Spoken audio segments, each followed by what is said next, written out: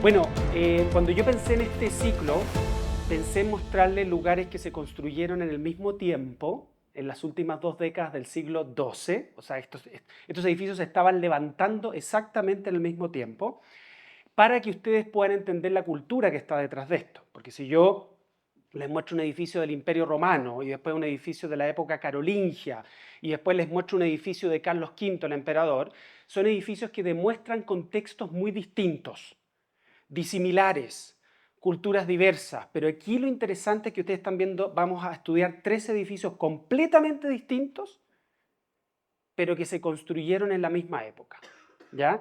Y lo que quise hacer es no solamente poder ofrecerles una diversidad geográfica, porque imagínense ustedes que estuvimos en el este de África y hoy día virtualmente ustedes se están abrochando los cinturones como si estuviéramos a punto de despegar.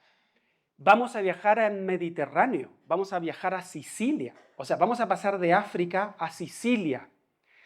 Y como si esto no fuera poco, la próxima semana los voy a invitar a que viajen conmigo a Noruega, a los fiordos de Noruega. Entonces uno dice Noruega, Sicilia en el sur de Italia, el este de África, Etiopía. ¿Qué es lo que pueden llegar a tener en común? Y es que a fines del siglo XII se levantaron estos espectaculares edificios, estos lugares de otro mundo, estos lugares que si algún día ustedes tienen la posibilidad de visitar, los van a trasladar a otros mundos, nos van a transformar la vida, porque uno dice, ¿cómo es posible que la genialidad humana llegue a este momento? ¿Ya? Así como nos dan pena las guerras, lamentamos mucho los conflictos, nos rompemos la cabeza con la mezquindad humana, con la intolerancia, con la intransigencia, también tenemos que tener momentos para poder celebrar y ponernos todos de pie y aplaudir la genialidad del ser humano. Porque detrás de esto está la genialidad del ser humano. Si a fines del siglo XII se construyeron en Noruega, Etiopía y Sicilia estos 3 espectaculares edificios, es para ponernos de pie y aplaudir la genialidad del ser humano. Y en esta diversidad geográfica, también he querido acudir a diversidad de materiales. La semana pasada vimos la piedra. La piedra es la protagonista, ¿no es cierto? 11 iglesias espectaculares monolíticas, hechas de una sola piedra. Esta iglesia que ustedes ven acá está hecha de una sola piedra. Impresionante.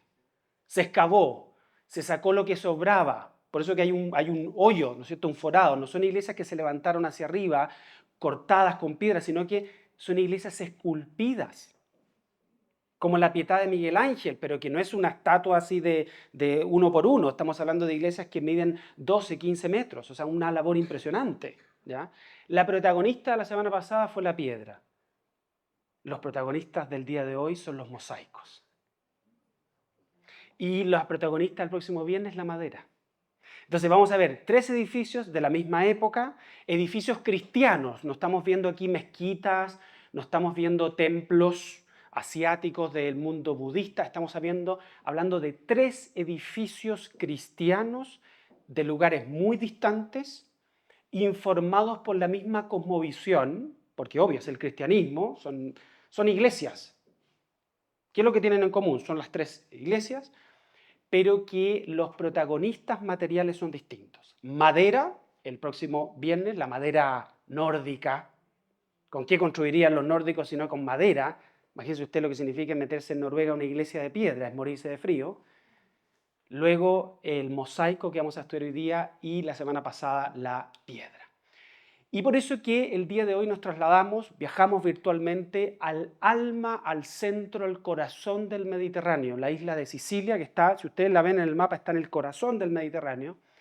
¿Y qué es lo que es el Mediterráneo sino la conjunción de las grandes civilizaciones occidentales? ¿Qué se desarrolló en el Mediterráneo sino el Imperio Romano? El Imperio Romano se alimentó de toda la cultura helénica. ¿De dónde se desarrolla la cultura helénica? En el Mare Nostrum. Fundamentalmente esas colonias, esas ciudades que fundan los griegos en el Mediterráneo. En el Mediterráneo está la civilización egipcia. Hay que pensar que hacia el norte, en la parte sur del Mediterráneo, en la parte suroriental, se desarrolla en buena parte lo que es la civilización egipcia, que es africana, sí, pero que también es mediterránea. El Mediterráneo es el mar de las civilizaciones occidentales. El Mediterráneo es donde fluyen las tendencias, las modas, lo mejor que se produce. Y en el siglo XII, lo mejor de la conjunción de todas estas corrientes del mundo helénico, del mundo bizantino, del mundo griego, del mundo fenicio, del mundo romano, y le agregamos un ingrediente más, árabes, porque Sicilia fue un emirato árabe, como les voy a contar, y normandos. Es decir, la Catedral de Monreale, el Duomo di Monreale, que vamos a estudiar el día de hoy, es una receta imposible de la historia. Es una historia inimaginable de la historia. Si ustedes, todos los que estamos acá, ponemos a disposición lo mejor de nuestra creatividad, no podríamos haber llegado a imaginar siquiera la historia de los normandos en Sicilia. Una historia tan inimaginable que fue capaz de producir en la maravilla que vamos a estudiar el día de hoy en la ciudad de Palermo. Claro, la gente cuando piensa en Italia y cuando piensa en el turismo va al norte de Italia. Yo acabo de ir con un grupo, algunos están aquí conmigo, que estuvimos en Italia, estuvimos en Florencia, en Rávena, que tiene mosaicos espectaculares bizantinos que inspiraron también estos mosaicos, en Padua, ¿no es cierto?, Milán, Venecia. En cambio, el sur de Italia ahora se está poniendo más de moda.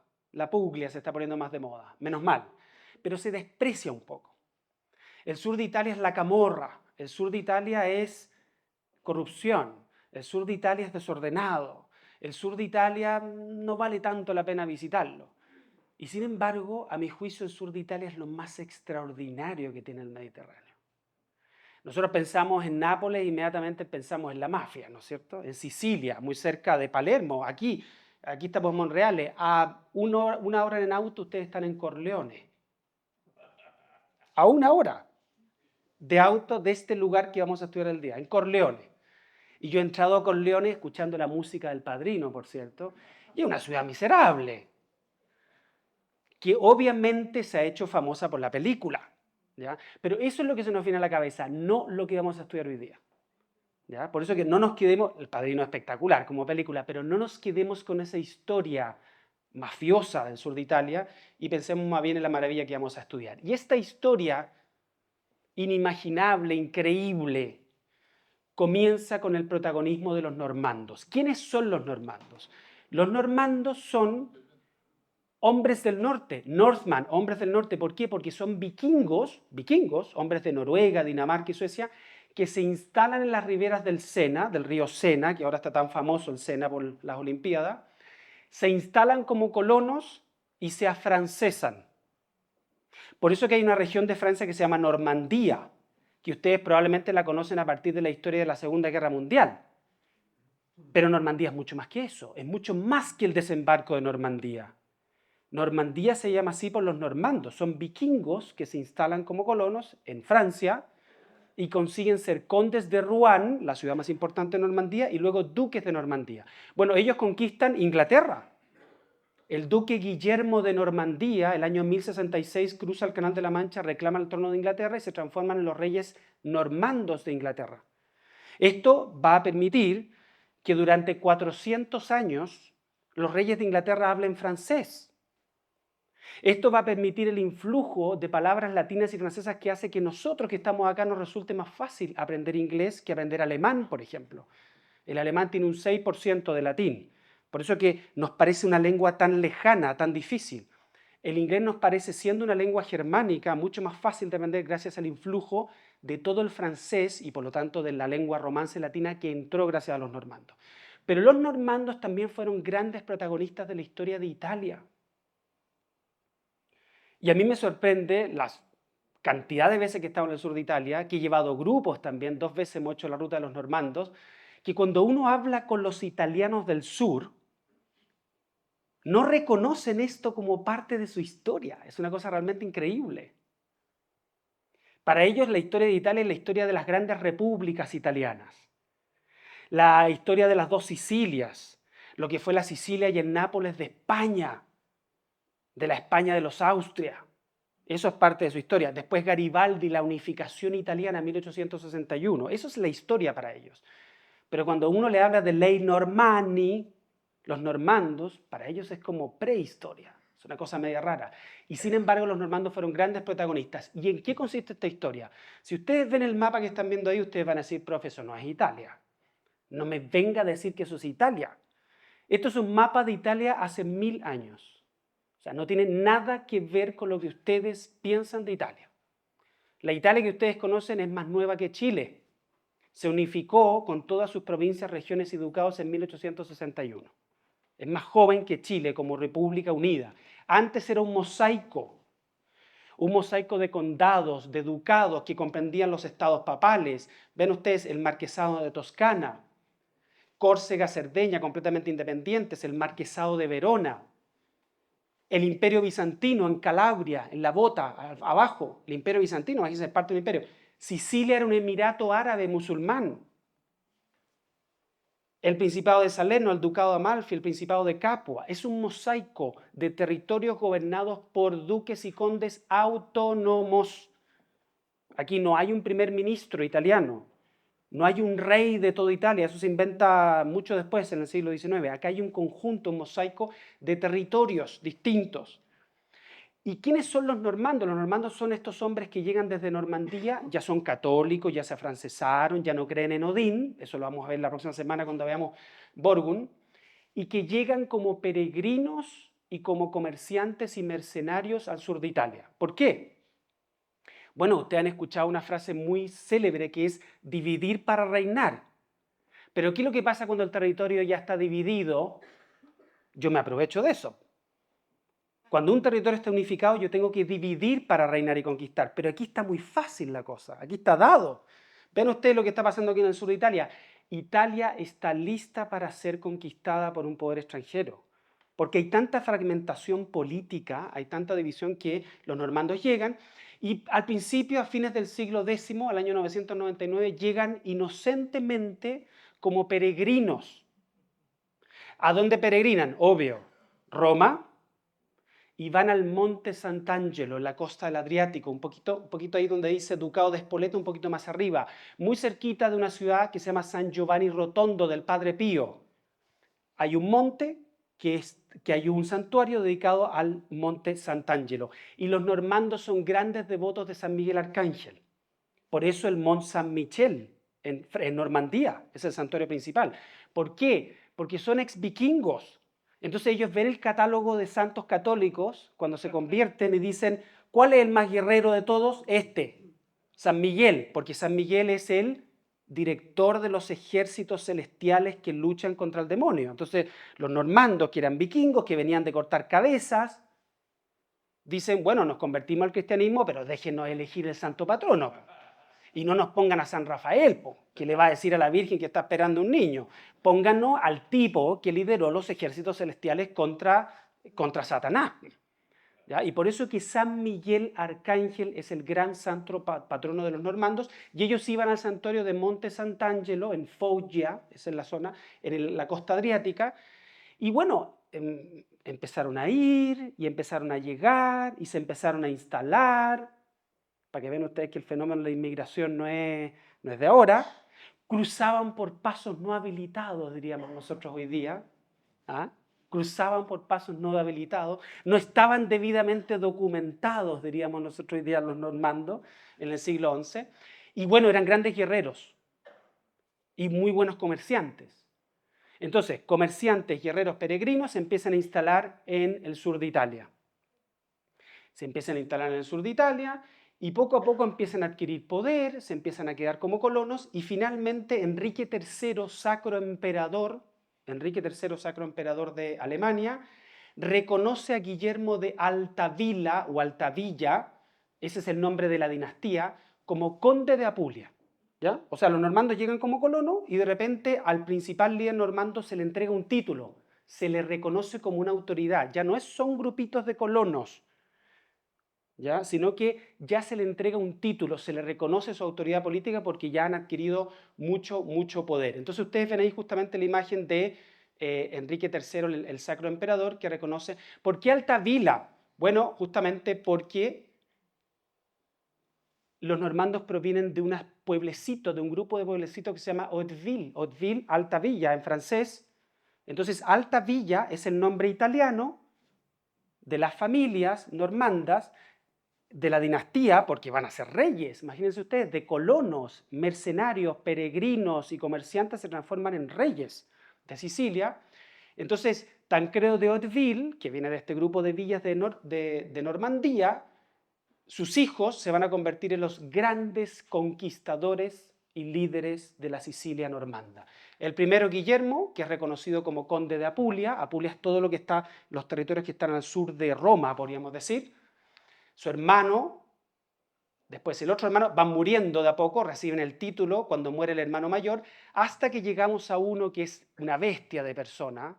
Quiso ser emperador bizantino, un hombre tremendamente cruel. Guiscardo en francés significa el astuto, que lo nombraron ya duque es más importante que conde, de Apulia y Calabria, es decir, todo el sur de Italia, excepto Sicilia, que estaba en manos de los árabes musulmanes. Entonces, ¿qué es lo que quedaba justamente al menor de los hermanos Hauteville? Conquistar Sicilia, cruzar el estrecho de Mesina y conquistar Sicilia con el apoyo, obviamente, del papado. Entonces, Rogelio I es conde de Calabria y Sicilia, porque el año 1063, vean ustedes qué notable, 1063, los normandos, con ayuda de los pisanos, de los de Pisa, conquistan el Emirato Árabe de Sicilia. Le arrebatan a los árabes musulmanes el Emirato de Sicilia.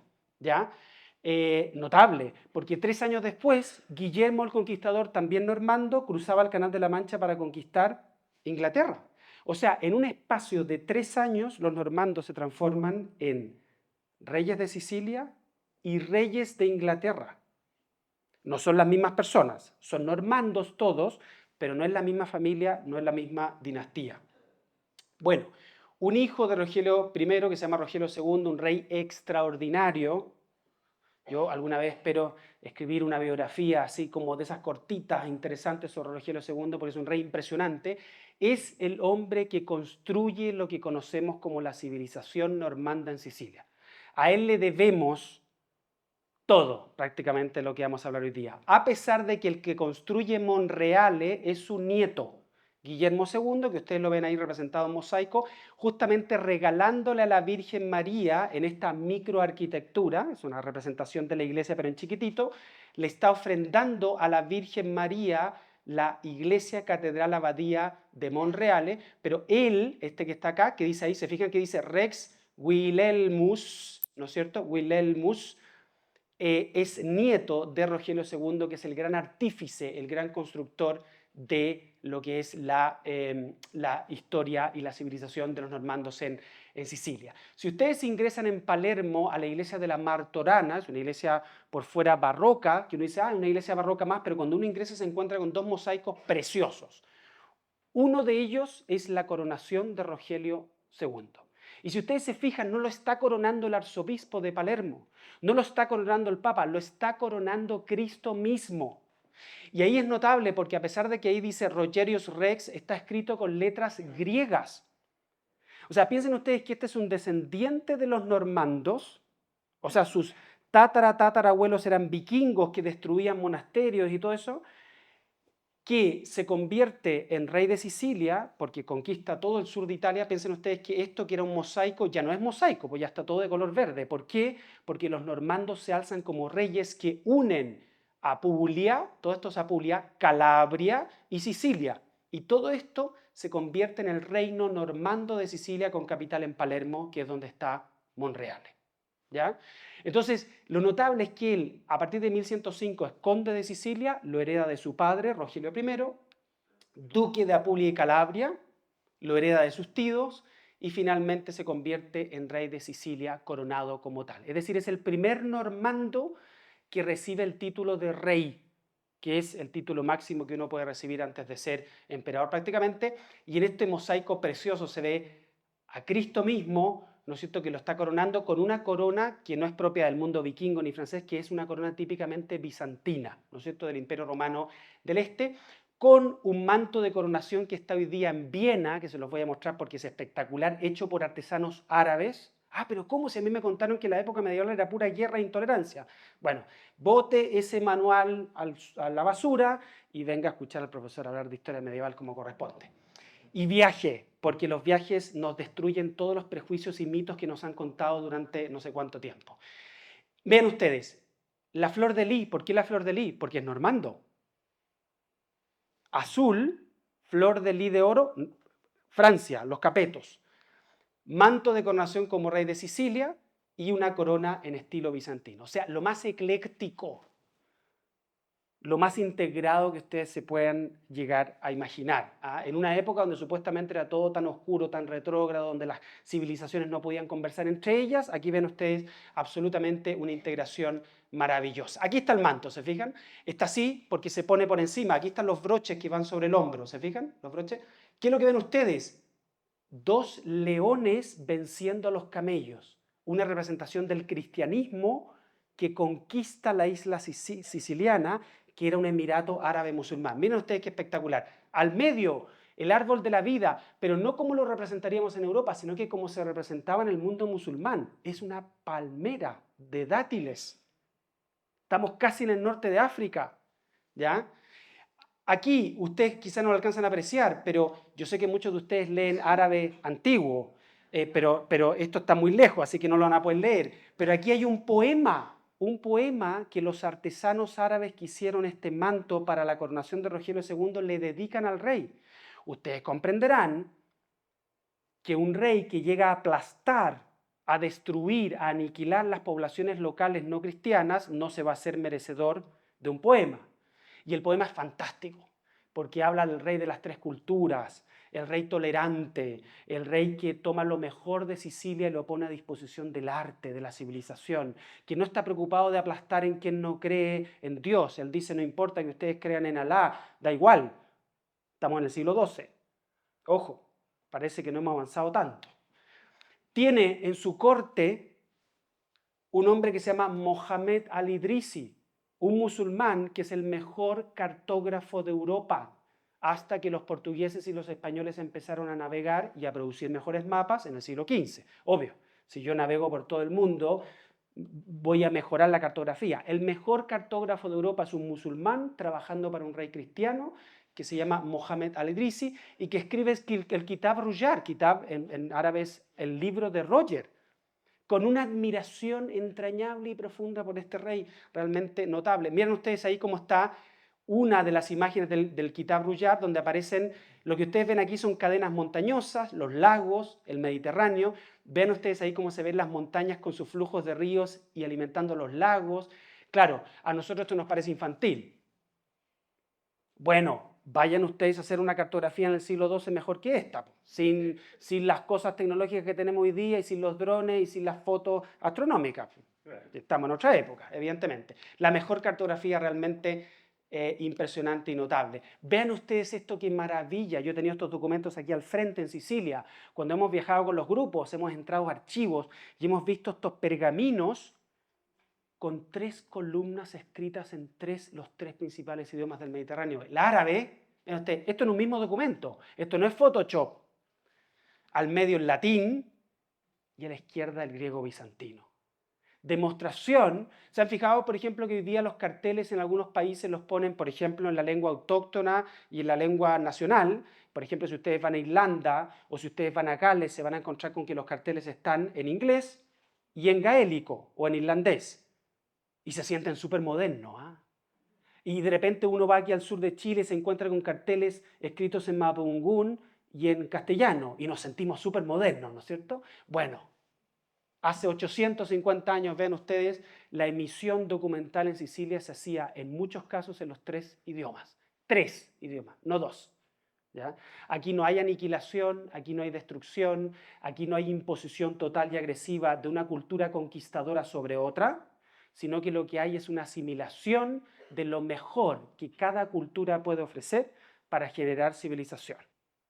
¿Ya? O sea, realmente notable. Lo que ustedes acaban de ver de documentos se los muestro en arquitectura. Lo mismo que vimos en documentos, esta integración de las 3 culturas en arquitectura. Esto no es Monreale todavía, Monreale es el plato de fondo. Aquí les voy a mostrar un aperitivo.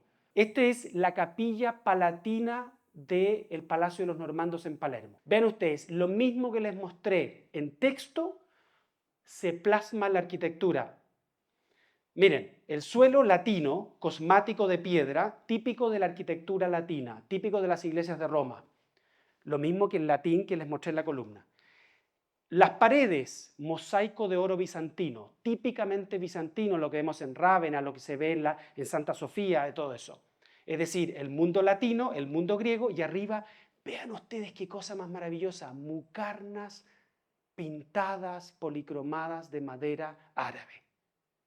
Profe, yo he estado en la Alhambra, esto es superior a la Alhambra. La Alhambra es yesería, cuidado, son moldes de yesería. Una vez casi me mató un guía por decir eso, pero es verdad. Esto no son moldes de yesería. Esto es madera tallada, pintada. ¿Y por qué digo pintada? Vean ustedes la imagen de Rogelio II sentado como un sultán árabe, siendo un rey cristiano.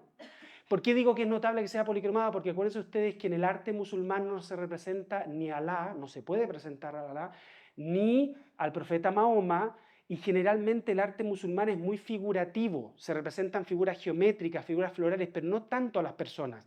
Por lo tanto, aquí es distinto, porque son artesanos árabes musulmanes, no se les obliga a convertirse al cristianismo, disponiendo lo mejor de su maestría, pero para un rey cristiano. Esa es la diferencia. ¿Se entiende? Es interesante. O sea, son musulmanes, pero no trabajando en una mezquita, no trabajando para un sultán. Son musulmanes de Sicilia, con lo mejor de su maestría, trabajando para un rey cristiano. Entonces, miren ustedes, lo ponen con una copa de vino, sentado, no como se sentaban en los tronos los reyes cristianos de la Europa medieval, sino que como un sultán. O sea, para que ustedes lleguen a entender el nivel de tolerancia, Rogelio II permitió que en un espacio sagrado católico, esto no es ecuménico, en un espacio sagrado como la Capilla Palatina, se le representara como sultán en el siglo XII. En la época medieval tan supuestamente intolerante, intransigente, terrible y beligerante. ¿Ya? Por lo tanto, lo que están viendo ustedes acá, esta imagen está, de hecho, yo se las pongo así porque está pintada en una de las mucarnas, no se alcanza a apreciar, pero obviamente si ustedes lo ven para arriba es realmente maravilloso. Esto es, a mi juicio, y lo digo a riesgo de que me quiten mi credencial de historiador, superior a las mucarnas de yesería que ustedes encuentran en la Alhambra. La Alhambra en su conjunto es otra cosa, espectacular. Estoy hablando simplemente de la comparación con la yesería de Mucarnas, que es muy parecida a esta, pero esta es superior. ¿Qué es lo que pasa? Que obviamente mucha más gente va a ver la Alhambra de lo que va a ver el Palacio de los Normandos en Palermo. Bueno, muy cerquita del palacio se encuentra la Catedral de Palermo. No entren. Bueno, sí, me voy a corregir, me voy a corregir. Entren, pero no a ver la catedral, porque por dentro no tiene ninguna gracia. Toda la gracia está por fuera. Por fuera ustedes ven el arte sículo normando, es decir, una mezcla entre lo que es el arte de los normandos con la arquitectura propia autóctona musulmana. Entrando aquí a la izquierda, en esta partecita que está acá, está todo lo valioso porque están las tumbas de los reyes. Está Rogelio II, está un sacro emperador, Stauffen, alemán, pero que no se hizo entrar en Alemania, que se llama Federico II Stauffen, Stupor Mundi, es uno de los emperadores más controversiales, más extraordinarios, excomulgado 2 veces, se portaba mal. Está enterrado en una tumba de mármol pórfiro. Pórfiro quiere decir rojo, el mármol que estaba reservado para los emperadores. Lo más valioso de la catedral, entrando aquí a la izquierda, las tumbas de los reyes. Está Rogelio II, Constanza de Altavila y el Sacro Emperador de Alemania, Federico II. El resto, ¿qué es lo que pasó? Se quitaron todos los mosaicos por dentro. Entonces usted entra en la catedral y es blanca entera, se reformó y es una catedral barroca. Un atentado contra el patrimonio de la humanidad, si ustedes me lo preguntan. Claro, la iglesia por fuera sigue siendo la iglesia, tiene el cascarón de una iglesia del siglo XII, normanda, pero por dentro es una iglesia barroca, como la que uno se podría encontrar aquí en cualquier parte de Santiago. Bonita, sí, pero no le llega ni a los talones a lo que amor de Monreale, que Monreale es del siglo XII por dentro y por fuera. ¿Ya? O sea, conserva el mosaico tal cual como se los he planteado. Bueno, aquí es donde se produce la gran confusión. Profesor, a ver, si hay una catedral en Palermo, ¿cómo puede ser que exista otra catedral a las afueras de Palermo, en el Monte Real? Es como que usted tuviera la catedral aquí en la Plaza de Armas y si hiciera otra catedral, da lo mismo, en Cerro Navia, en Independencia, en la Florida. No, hay un solo arzobispo, ¿no es cierto? puede haber un arzobispo auxiliar, pero hay un solo arzobispo, hay solamente una catedral. Bueno, surge una disputa muy grande dentro de la iglesia que permite que surjan dos autoridades eclesiásticas. Entonces, surgen dos catedrales, dos arzobispos que se pelean entre sí, y cuando se pelean entre sí, ¿saben lo que pasa? Lo que pasa es que Guillermo II, que es rey de Sicilia, que es nieto de Rogelio II, le pide y le autoriza a construir una segunda catedral. ¿Ya? Entonces se construye una segunda catedral, pero no se puede construir ahí mismo, en Palermo. Se tiene que construir a las afueras de Palermo, a 7 kilómetros. Entonces les doy el dato. Si ustedes viajan a Palermo, si ustedes viajan a Sicilia, no pueden ir caminando. Bueno, yo sé que hay algunos de ustedes que les gusta mucho caminar. Son 7 kilómetros que caminan desde Palermo, que está muy cerquita del mar, hacia los cerros, hacia el Monte de los Reyes. Por eso Monreale, es como un suburbio.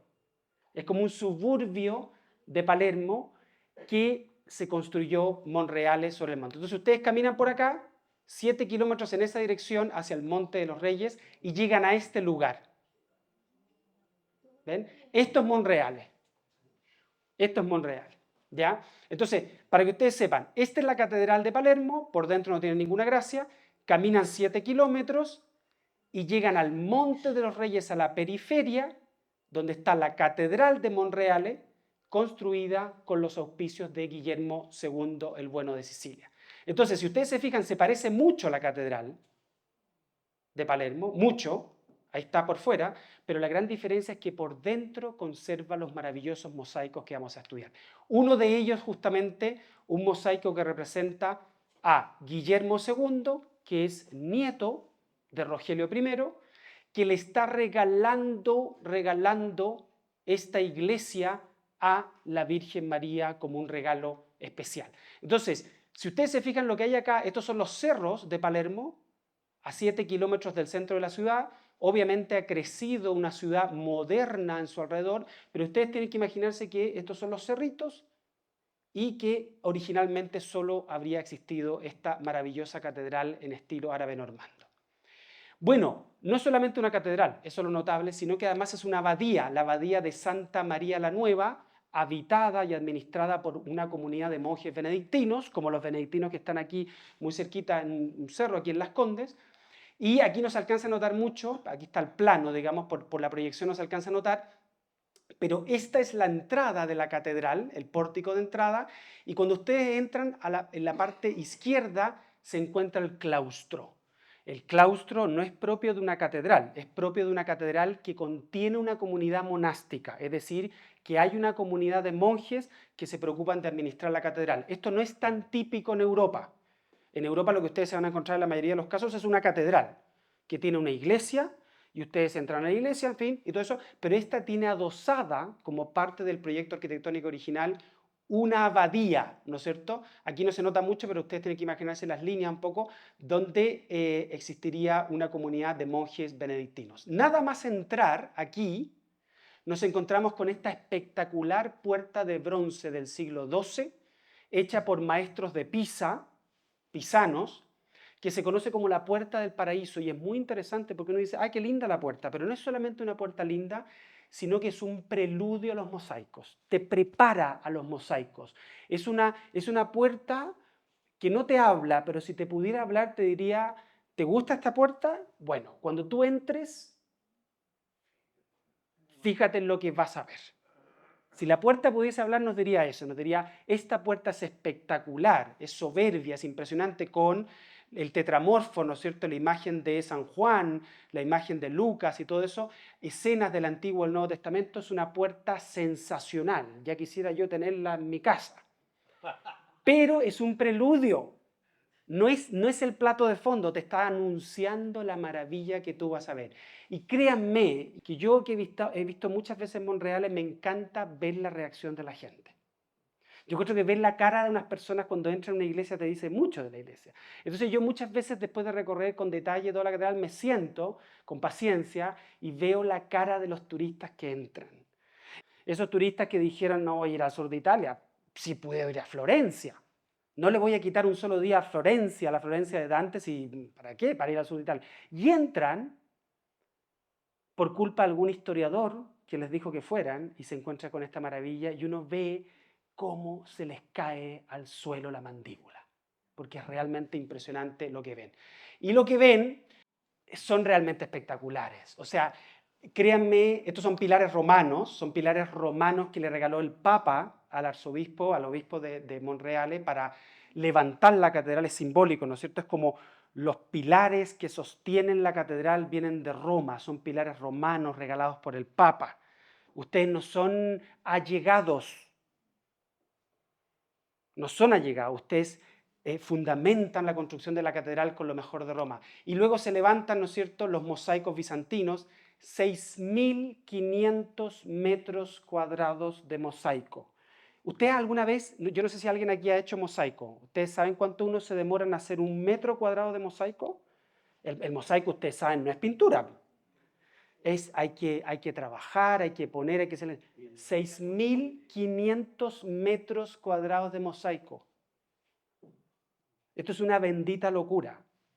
En una época oscura, súper oscura, retrógrada, espantosa. En la Revolución Francesa se nos contó que nada aportó el hombre medieval a la civilización. Pobrecitos. Miren ustedes, 102 metros de largo de la nave por 40 metros de ancho, más de 2 toneladas de oro dispuestas en estos mosaicos. Pero es que imagínense el trabajo. Si es que yo lo vuelvo a insistir, yo he visto gente trabajar el mosaico y es lento, es largo, es costoso, es arduo, hay que elegir los colores, hay que pintar los vidrios, hay que elegir las teseras. Las teseras son piedras duras de color que se mezclan con el mosaico, que generalmente es pintado. Pero claro, esto no son pinturas. No son pinturas, no es que yo pesque el muro y lo empiece a pintar, con todo el mérito que eso tiene y toda la belleza que eso puede tener. Esto es mosaico. Imagínense ustedes el programa iconográfico de esto. ¿Quién trazó esto? Porque una cosa es la ejecución material, otra cosa es el trazado. ¿Quién diseñó este programa iconográfico? Es que eso es lo realmente notable. Y al fondo, lo más potente de la iglesia, que es el Cristo Pantocrátor. Pantocrátor, el Todopoderoso. ¿Ya? Ustedes saben también griego, así que no se los tengo que traducir, pero se los traduzco en caso que alguien esté medio despistado. Pantocrato, el todopoderoso, de ahí una palabra democracia, krasos, poder, el todopoderoso, el pantocrato. Ven ustedes la imagen realmente impresionante. Claro, estas son fotos miserables. Estar en el lugar a ustedes les produce una cosa que yo no se las puedo transmitir, obviamente a través de una foto. Pero aquí hay 30 metros de altura, ¿ya? Con todos los ángeles, querubines con sus 4 alas, los arcángeles, listas de santos, la Virgen María, presidida por el arcángel Gabriel y San Miguel, santos de la Iglesia Católica, apóstoles. Bueno, tengo harto espacio, ¿no es cierto?, en toda la iglesia para desplegar todo el programa iconográfico. Vean ustedes qué cosa más maravillosa. Oro, ¿ah? Esto no es imitación de oro, esto es oro. La ICXC, se fijan, la ICXC, Cristo, en griego, porque estamos en el mundo normando de Sicilia, pero con toda la herencia del mundo bizantino. Y ahí se fijan que está escrito en griego, Pantocrátor.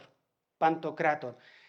Sus señales de la mano derecha, mostrando que es la segunda persona de la Trinidad, ¿no es cierto? Y a la izquierda sosteniendo un evangelio que dice ego sum lux mundi, yo soy la luz del mundo, porque claro, ¿qué es esto sino luz? Esto es irradiación, es el oro que hoy día con la luz artificial lo podemos ver en todo su esplendor. En esa época no había luz artificial, entonces resplandecía con el poco sol que entraba, con las luces de las velas, pero hoy día lo podemos ver en toda gloria y majestad. Es realmente una imagen impresionante. E impresiona más cuando ustedes la ven de cerca, miren. Esa es la imagen de cerca. Se fijan los mosaicos y las teseras. O sea, eso que están viendo ustedes acá es esto.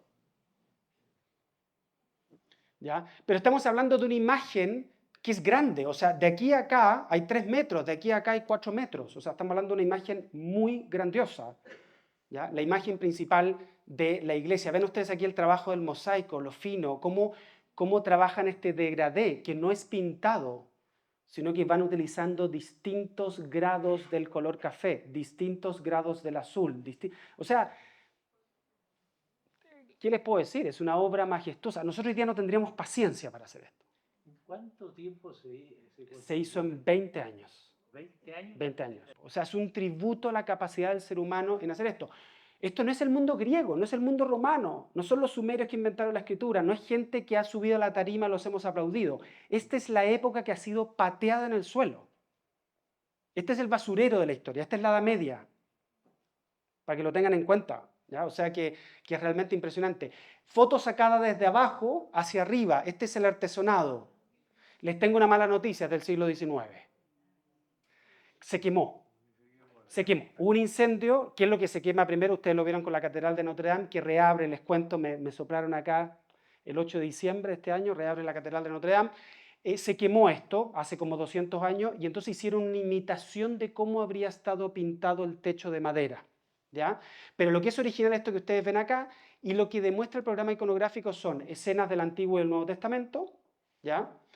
Miren ustedes qué lindo el momento de la creación del hombre, como Dios lo mira, y una cosa muy bonita del Evangelio, esto como, del Génesis, cómo el hombre está hecho imagen y semejanza de Dios.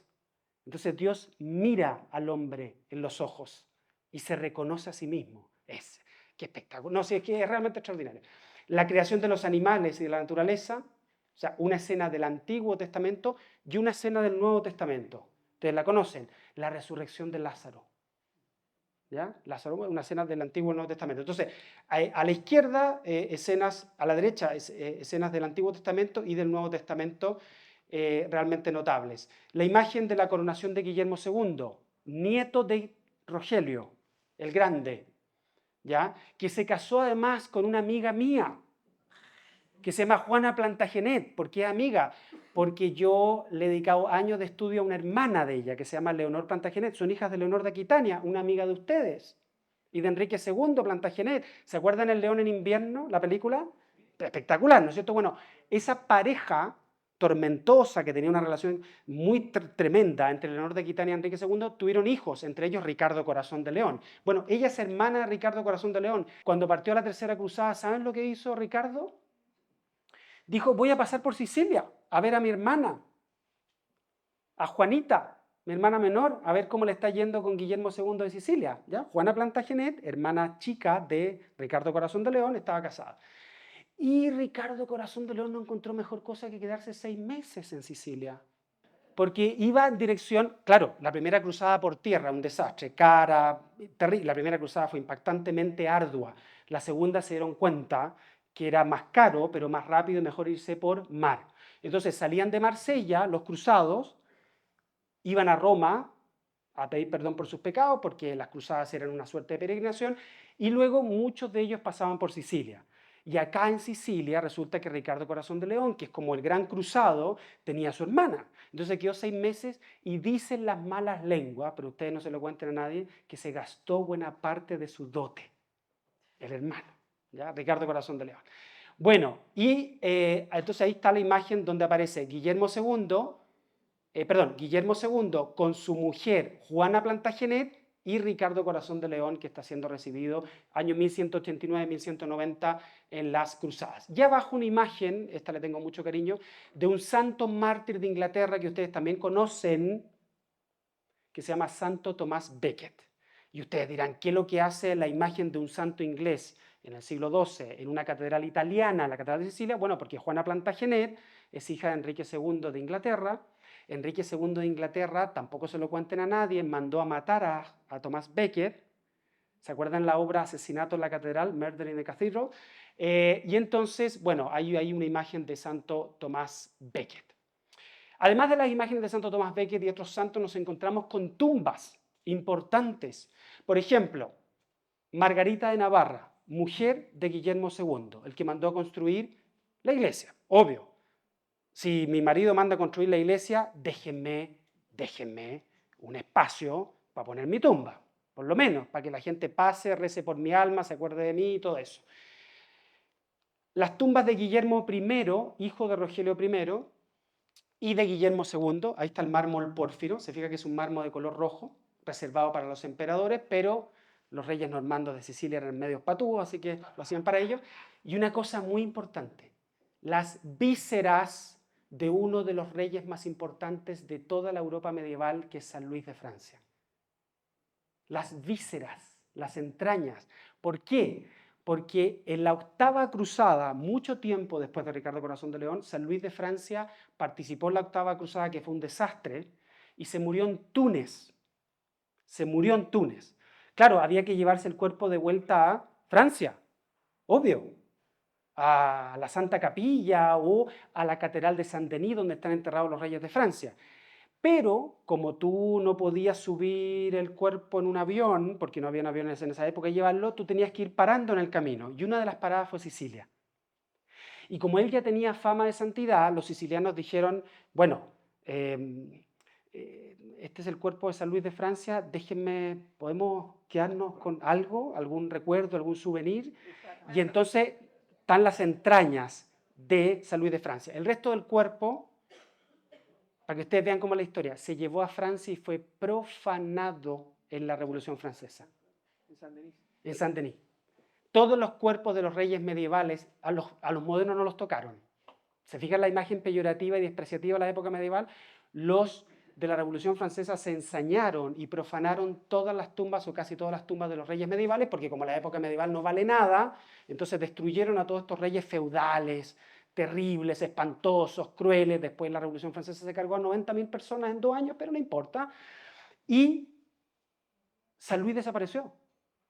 San Luis hoy día, lo único que queda de San Luis es lo que los sicilianos lograron rescatar cuando pasó su cuerpo ahí a fines del siglo XIII en las cruzadas.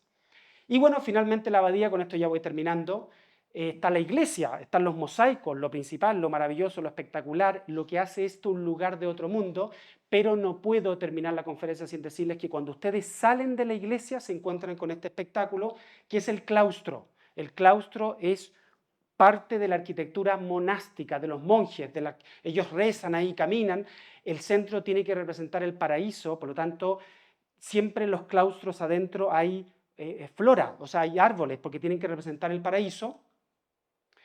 En los capiteles son en las arquitecturas, digamos la escultura que rematan los capiteles ahí, nos encontramos nuevamente lo que les mostré en mosaico, o sea, lo mismo del mosaico representado en escultura, que es Guillermo II, rey de Sicilia, regalándole o ofreciéndole a la Virgen la Catedral de Monreale, ¿ya? Que hemos estudiado acá de manera realmente preciosa. Y lo dice arriba, ¿no es cierto? Regis Siciliam, ¿no es cierto? Que le da a la Virgen María, que está con el niño ahí, un regalo que es la catedral. Y ven ustedes qué cosa más linda esta imagen de estas aves del paraíso comiendo frutos, con estos montajes de teceras y mosaicos que están ahí incrustados en los pilares, dándonos una sensación del paraíso, de que estamos en un lugar de otro mundo. Una contorsionista. ¿Ah? Para que vean ustedes que había farándula en la época del siglo XII. Una contorsionista nos muestra el ambiente cortesano. Entramos, nos asomamos, damos vuelta a una cortina, viajamos en el tiempo y nos damos cuenta que estos reyes, bueno, las cosas no han cambiado tanto, ¿no es cierto? Les gustaba auspiciar y pagar la danza, la música, y ahí ustedes lo que están viendo, en uno de los capiteles se coló esta contorsionista que nos muestra lo entretenido que habría sido la corte de Rogelio II. Yo vivo en el siglo XII, al tiro le mando un WhatsApp a Rogelio y le digo, ¿cuándo me invitas a Palermo? De todas maneras, la corte más entretenida, con cristianos, bizantinos, musulmanes, lo mejor del arte del Mediterráneo, y con contorsionistas en la corte. O sea, imagínense ustedes lo entretenido. Mucho más entretenido que las cortes de los vikingos y todo, que eran unas hogueras ahí con unos caldos, una cosa reforma. Guy de Maupassant, un viajero intelectual, escritor francés súper conocido, el año 1800 y algo estuvo en Sicilia y nos deja el siguiente registro, para que ustedes vean que esto no es solamente un entusiasmo del profe, que esto es una cosa. Dice, es el edificio, lo dice en francés, ojo, porque les creo a alguien viniendo de otro país, donde uno dice, bueno, qué increíble todo lo que hay en Europa. Lo dice en francés, con todo lo que hay en Francia, dice, es el edificio más completo, rico e impresionante que puede verse. Así es sencillo. Lo hizo un viajero, o sea, un tipo que además había salido mucho de Francia, que era un escritor de viaje. 2015, Patrimonio de la Humanidad. Ustedes lo que están viendo acá es una de las esquinas del maravilloso claustro de la Catedral de Monreale. Y hay un dicho que a ustedes después de esta charla no se los van a poder decir, que dice, quien va a Palermo, Palermo está ahí, ¿se fijan? Eso es Palermo. Si ustedes suben al Monte de los Reyes acá, quien va a Palermo y no visita Monreale, va en un asno y vuelve hecho un burro.